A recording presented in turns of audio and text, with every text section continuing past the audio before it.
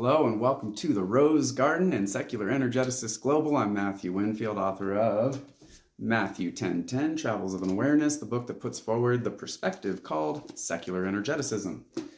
We're going to go with a part 3 on civility because some of you may question why or where that comes from, or isn't that a no-brainer? Because all of you aren't ready for this, and I'm sorry if it hits some of you wrong, we're animals. We're genetic animals on a planet. We share genetics with all the other animals on this planet. We also share brain parts with all the other animals on this planet, except there's one that has a brain part that's more advanced than ours. And you should know all the most intelligent species on the planet. That one that has that extra brain part is a dolphin. Anyway, rewind back 300,000 years. Even now. But 300,000 years, we were animals, and we still are. We still have all those animal tendencies. Rape, pillage, kill, steal. This is all about the Nietzschean philosophy of the will to power.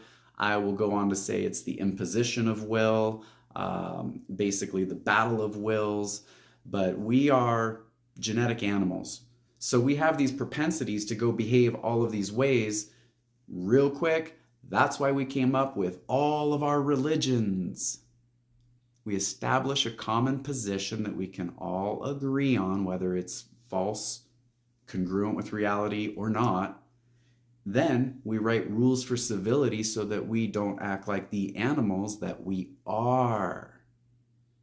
So now look at the 8 billion people on the planet and the 4,200 different religions and the 7,000 different languages that we speak and the animal genetics that we have. Tell me that civility is not kind of top of the list. Well, we actually act that way. It's just about stepping it up a notch, continually stepping it up a notch, knowing how to be good and love your fellow people. So it takes grinding all the way back down to the fundamental questions of existence and reeling through all of this stuff, establishing a perspective to understand, okay, this is what we're doing. So anyway, get my book, subscribe, follow me, and we'll keep going with these videos. We're going to do something light on this next one. We're just going to talk about these symbols because I've never talked about them. You guys probably think I look like some kind of weird cult leader.